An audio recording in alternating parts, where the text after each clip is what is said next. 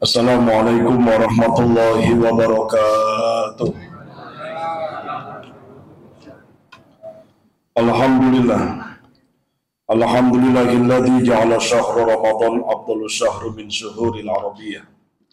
Awwaluhu rahmah wa awsatuhu maghfirah wa akhiruhu idkhul minan nar. Asyhadu an la ilaha illallah wahdahu la syarikalah wa asyhadu anna Muhammadan abduhu wa rasuluhu la nabiyya ba'dah. Allahumma salli wa sallim wa karim wa barik ala sayyidina Muhammadin wa ala alihi wa sahbihi wa mawalah la hawla wa la quwata illa billah amma ba'd.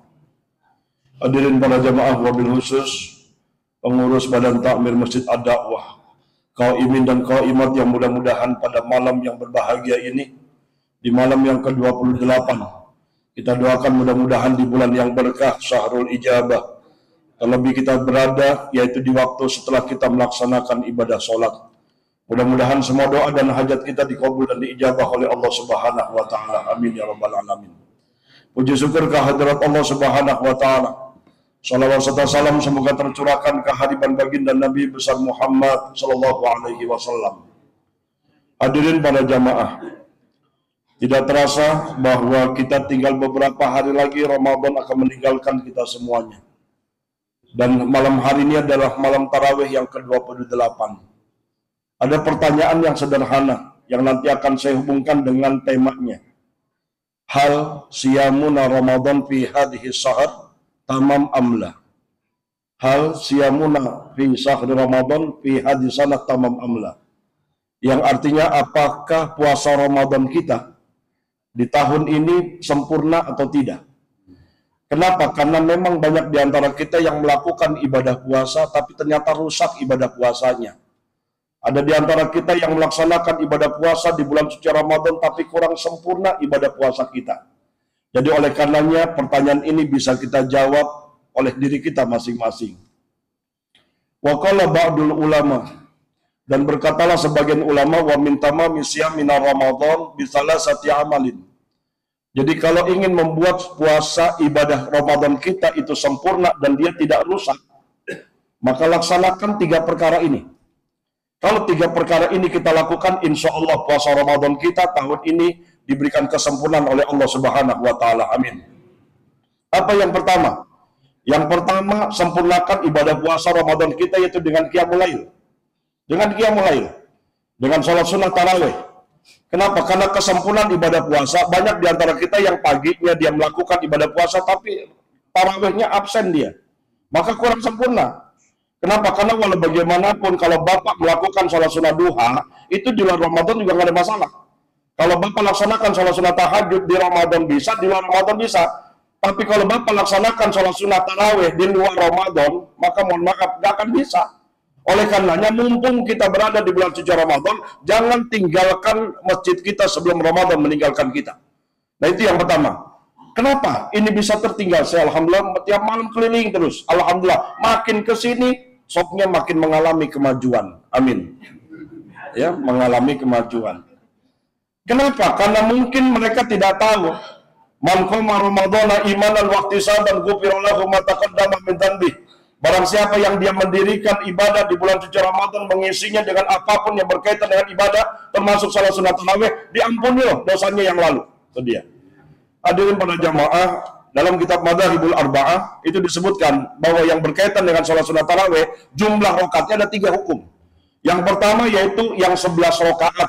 Karena Nabi sallallahu alaihi wasallam yusalli salatul lail 11 rakaat hatta tufiya. Jadi Nabi Muhammad itu belum melakukan salat malam. Ya, namanya sebetulnya sholat malam, bukan tarawih. Ya, sholat malam di bulan suci Ramadan itu 11 rakaat, 11 rakaat hatta tufiya, sampai beliau meninggal dunia. Istiqomah beliau lakukan. Ya. Kemudian ada yang kedua, berdasarkan dengan sanad dari Umar bin Khattab. Ketika Umar bin Khattab melihat umat Islam sudah makin banyak, kemudian imannya sudah makin kuat, maka pada saat itu Umar bin Khattab dia berdiri di atas dan dia katakan, "As-salatu jami'ah." Maka kumpullah semua pada saat itu. Untuk melaksanakan apa? Sholat sunnah tarawih pada saat itu 23 rakaat. Jadi puluhan tahun itu di Masjidil Haram, di Masjid Nabawi menggunakan salatnya Umar bin Khattab. Tapi ternyata setelah pandemi berubah jadi 13 rakaat. Ya, Jadi berubah jadi 13 rakaat. Cuman mohon maaf, kalau di sana setiap malam 1 juz. Setiap malam 1 juz, ya. Jadi saya ingat banget kalau malam pertama pasti Alif Lam Mim. Kemudian sampai saya kulus sufaha. Sampai nanti malam ke-29 itu amma yatasalun, kemudian berhenti lagi nanti qul a'udzu birabbinas. Itu dia. Itu setiap malam 1 juz. Ya. Nah, nanti saya minta sama Ustadz malam ini kita coba 1 juz insyaallah ya. Ya, insyaallah. Assalamualaikum, bubar semua ya. Hadirin para jamaah, permasalahannya bukan yang 11 atau 23. Saya datang ke yang 11 juga sama sepi juga. Saya datang ke yang 23 sama juga sepi juga. Permasalahannya adalah kalau imam yang bersangkutan itu bacanya yaitu cepat dia. Kalau itu yang cepat, mohon maaf, dalam kitab Bughyatul Murtasyidin disebutkan kalau ada masjid, musola yang dia imamnya Allahu Akbar semua cepat, maka lebih baik dia pulang aja ke rumah tuh. Dia pulang ke rumah, dia sholat sendirian, insya Allah lebih afdol ketimbang dia ngikutin jamaah. Ya, hadirin para jamaah. Jadi oleh karenanya kembali lagi yang 23. Ada lagi pendapat madhab ashab Imam Malik. Sahabat-sahabatnya Imam Malik, berapa jumlah rakaatnya? 36. 36. Saya pernah melakukan di beberapa negara Timur Tengah. Subhanallah. Ya, jadi bisa zigzag juga. Nah, ini kombinasi. Ntar besok malam 36 Ustaz, jangan lupa ya. Nah, 36, subhanallah. Ya. Nah, jadi yang permasalahannya di mana? Mungkin bisa jadi karena mereka tidak tahu, sehingga pada akhirnya mereka nggak girang untuk melakukan semangat untuk melaksanakan sholat lain, yaitu sholat sunnah tarawih.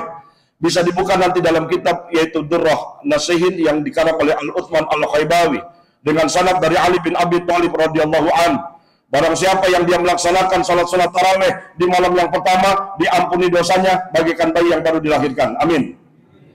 Lemes banget nih. Amin. Barang siapa yang sholat sunnah tarawih di malam yang kedua, diampuni dosanya dan dosa kedua orang tuanya. Barang siapa yang dia sholat sunnah tarawih di malam yang ketiga, maka malaikat pada saat itu dia berkata di pintu aras, wahai Allah, ampuni orang-orang yang dia tarawih di malam yang ketiga. Barang siapa yang dia sholat sunnah tarawih di malam yang keempat, maka dia akan mendapatkan pahala bagikan menghatamkan Quran, Injil, dan Taurat. Barang siapa yang dia sholat sunnah tarawih di malam yang kelima, maka dia akan mendapatkan pahala seperti orang yang sholat di Masjidil Haram, di Masjid Nabawi, dan di Masjidil Aqsa. Dan barang siapa yang dia sholat sunnah tarawih di malam yang keenam, maka dia akan mendapatkan pahala seperti orang yang tawaf di Baitul Ma'mur. Dan yang nanti yang ke-15, barang siapa yang dia sholat sunnah tarawih di malam yang ke-15, wa wajhuhu kal qamar fi lailatul badr, maka wajahnya itu bercahaya dia bagaikan bulan purnama. Subhanallah. Jadi mohon izin nih, kalau yang malam hari mukanya agak demek-demek sedikit ya, insyaallah lah ya, malam ke-15 bercahaya. Amin. Barang siapa yang dia itu tarawih di malam yang ke-24, saya loncat langsung, maka dia akan diijabah doanya 24 doa. Ya, da'watun mustajabah, doanya 24 permohonan, 24 hajatnya dikabul oleh Allah Subhanahu wa taala. Masih kurang apa lagi? Jadi jangan rusaki yaitu puasa kita kalau kita tidak melaksanakan qiyamul lail. Sempurnakan. Kemudian ada yang kedua. Yang kedua kata para ulama, yang membuat puasa kita tidak rusak dan dia sempurna Ramadan tahun ini adalah lengkapi dengan qiraatul Quran, baca Quran. Ya, hatamkan Quran. Kalau kita hanya sekedar puasanya kemudian kita nggak pernah menyentuh Al-Quran, dan memang Al-Quran diturunkan di bulan suci Ramadan, nggak bisa kita nafikan. Sudah 11 bulan loh, bayangkan Al-Quran udah kita cuekin, Al-Quran tidak pernah kita sentuh, tidak pernah kita baca, masih juga Ramadan kita tidak pernah menyentuhnya. Seorang sahabat dia bertanya kepada Rasulullah, ya Rasulullah, ayu amalin afdal, perbuatan apa yang paling utama? Al-hal al-murtahal. Sahabat bertanya, al-hal al-murtahal, apa itu ya Rasulullah? Kamu baca dari surat Al-Fatihah sampai surat An-Nas, kemudian kamu An-Nas balik lagi Al-Fatihah, kamu balik lagi ke An-Nas lagi, terus dia hatam Quran. Itu dia. Kalau dia hatam Quran, demi Allah, 70.000 malaikat mendoakan buat orang yang bersangkutan. Amin. Saya dengar alhamdulillah kalau dia dakwah hatam juga dia. Ya, tapi groyokan dia. Bareng-bareng ya. Alhamdulillah. Minimal hidupkan masjid kita. Sampai kalau kita pada sekarang sudah tidak cukup lagi. Sudah tidak akan terjadi lagi surat Al-Maidah ayat 3 melengkapi Al-Quran. Enggak, tidak ada. Nuzul Quran sudah selesai. Sekarang yang perlu kita turunkan, kita nuzulkan Al-Quran dalam rumah tangga kita. Kita nuzulkan Al-Quran dalam rumah tangga kita dan dalam diri kita masing-masing. Jadikan Al-Quran itu sebagai bacaan dalam kehidupan kita. Demi Allah, kalau ada orang tua, dia bisa baca Al-Quran, dan ternyata anaknya nggak bisa baca Al-Quran, dia akan diminta pertanggungjawaban oleh Allah Subhanahu wa Ta'ala. Ya, seorang anak yang dia nggak bisa baca Al-Quran akan diminta pertanggungjawaban. Sekarang sudah enak. Ya, jadi kalau ada orang tua dia nggak bisa baca Al-Quran, lapor sama pengurus. Ya, Pak Ustadz, saya belum bisa baca Al-Quran, Pak Ustadz, umur saya 70. Wani piro. Dosa tuh, nggak boleh. Harus ajarkan mereka dengan Al-Quran. Sekarang sudah banyak metode-metode qiraati, al-barqi, kemudian iqra dan sebagainya. Ya, dulu nih, kita ingat banget tuh. Ada alif patah a, alif kasroh i, alif domah u, a i u, pa patah pa, lam patah la, lam domah lu, pa lalu. Lalu bomenyan ya. Nah itu dulu ya, namanya metode juz amma Baghdadiyah. Sekarang udah gak ada lagi. Ada metode yang lebih cepat lagi sekarang. 1 tahun udah bisa baca dan sebagainya. Ya, udah. Jadi jangan lupa lengkapi Ramadan puasa kita dengan hotmail Quran dan baca Quran. Jangan rusak. Ya. Kemudian yang terakhir, yang ketiga, wa tamami siyamin Ramadan fi hadhihi salah, yaitu sedekah wa zakah, yaitu yang membuat sempurna Ramadan kita, yaitu tambah lengkap dia apabila kita tutup dengan zakat fitrah. Saya dapat informasi ternyata orang-orang kaya yang tidak mengetahui zakat mal itu hampir 40%. Ya, jadi ternyata mereka pada nggak tahu. Di zaman Rasulullah itu mereka itu dikasih tahu. Dia datangin orang-orang kaya, didatangin oleh para amil, dijelaskan bagaimana hitung-hitungannya. Dia nggak tahu kalau dia punya 100, misal 1 miliar dan sebagainya. Karena beda antara zakat, infak dan sedekah. Ya, kalau infak dan sedekah nggak pakai haul. Infak dan sedekah tidak pakai nisab. Tapi kalau zakat mal wajib 2 itu. Apa itu haul? 1 tahun kepemilikannya. Nisab itu adalah sudah batas minimal dia wajib mengeluarkan zakat. Contohnya kalau emas 85 gram. Jadi kalau ibu punya emas 85 gram. Amin. Ngomong amin aja susah banget ya. Ya walaupun nggak punya, amin aja udah dah. Ya, itu dia. Nah, 85 gram apabila udah 1 tahun, udah masuk haul, maka dia 2,5%. Terus bagaimana Ustaz kalau saya punya uang? Uang itu sama dikonversikan dengan zakat mal.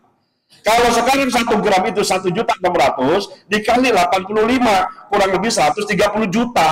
Kalau 130 juta, 2,5%-nya kurang lebih 2.800.000. Itu daki tuh. Ya kotoran yang harus dikeluarin. Mumpung ada wah punya salurannya. Itu dia. Daripada kita nyari-nyari, sayati alaikum zamanun, akan datang nanti di tengah-tengah umatku, kata Rasulullah, ada orang kaya, susah dia nyari amil, susah dia jadi panitia zakat. Kenapa? Karena pada saat itu akan datang hari kiamat. Insyaallah. Hadirin para jamaah, jadi alhamdulillah kita tadi dengar bersama-sama dari malam pertama sampai malam terakhir 60 juta lebih. Kita harus jujur. Jadi memang Ramadan itu menggugah orang-orang yang tadinya pelit menjadi orang-orang yang dermawan. Yang tadinya orang-orang yang tangannya di bawah menjadi tangan yang di atas. Yang dia nggak pernah sedekah jadi orang-orang yang rajin bersedekah. Itu dia, Ramadan. Makanya Ramadan itu ada yang disebut dengan economic benefit. Yaitu ekonomi, ada keuntungan ekonominya. Ada seorang non-muslim, beliau datang ke saya. Dia punya lapak kurang lebih hampir 15 tanah abang. Dia mewakili kawan-kawan non-muslim yang lainnya. Pak Ustadz, Pak Kiai, saya senang banget dengan datangnya Ramadan. Jujur, kami dapat keuntungan berlimpah, berapa triliun perputaran uang gara-gara Ramadan. Orang non-muslim pada dagang, takjil, dan sebagainya. Sehingga pada saat dia mau pergi, dia merenung kembali berapa 11 bulan yang akan datang sepi lagi nih. Sampai dia bilang, Pak Ustadz, bisa usul gak? Apaan? Bisa gak 1 tahun itu Ramadan semua katanya? Alhamdulillah, Masya Allah. Ya, ini jujur, saya tanya sama jamaah, ini bulan suci Ramadan, itu kalau tadi kotak amal lewat ya, atau besok dan sebagainya, ya, kemudian di dompet kita ada 6 warna, ada yang warna merah apa? 100, ada warna biru, ada yang warna hijau, ada yang warna ungu, ada yang warna coklat, Ada yang warna abu-abu. Jujur, tuh kita masukin yang mana tadi tuh? Kita masukin yang mana tuh? Ayo. Ya. Ada yang bilang 100 Pak Ustadz, pret.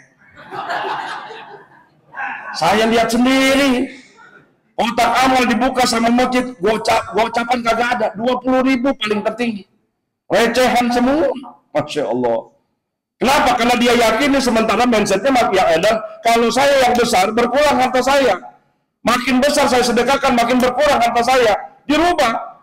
Apa yang disabdakan oleh baginda Rasulullah? Mana qasamalun min shadaqah, mana qasamalun min shadaqah, bal yazdad. Tidak akan ada sejarahnya. Orang yang dia sedekah hartanya berkurang, tapi bertambah dan bertambah. Pernah ada 100.000 pernah kemarin di Masjid Agung saya itu. Kebetulan Jumatan dia. Pas Jumatan ngantuk.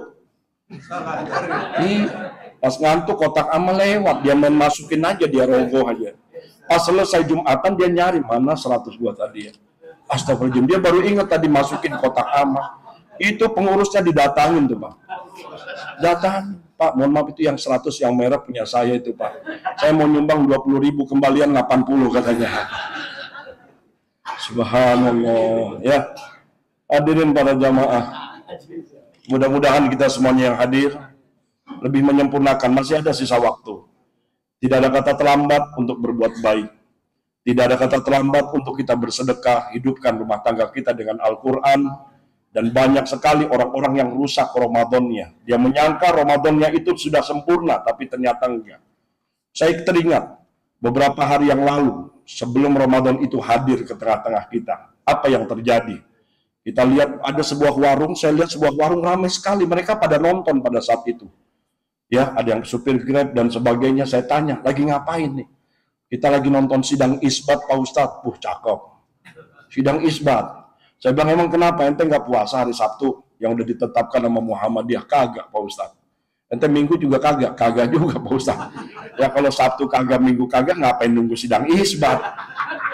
Dia bilang, saya nungguin kenapa? Buat pesen tiket pulang kampung, Pak Ustadz. Allahu Akbar. Ya, ibu-ibu berat.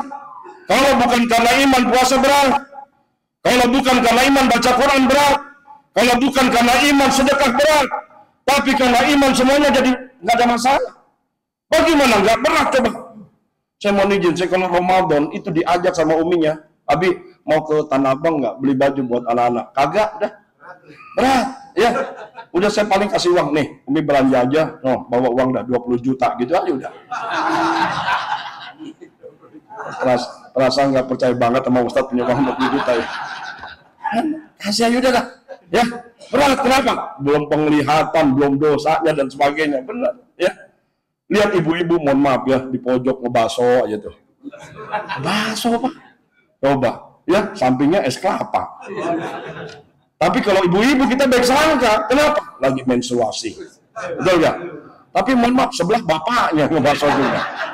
Lah ibu-ibu menstruasi, bapaknya mencret. Ya. Ya mudah-mudahan kita semuanya Allah tetapkan iman dan Islam kita istiqomah, bukan hanya sedar Ramadan, karena orang-orang yang istiqomah di Ramadan, dia itikafnya rajin di Ramadan, disebut Ramadhaniyun. Orang-orang yang hanya dia rajin di Ramadannya saja. Tapi kita berharap istiqomah di luar setelah bulan suci Ramadan. Wallahul muwaffiq ila aqwamit thoriq. Assalamualaikum warahmatullahi wabarakatuh.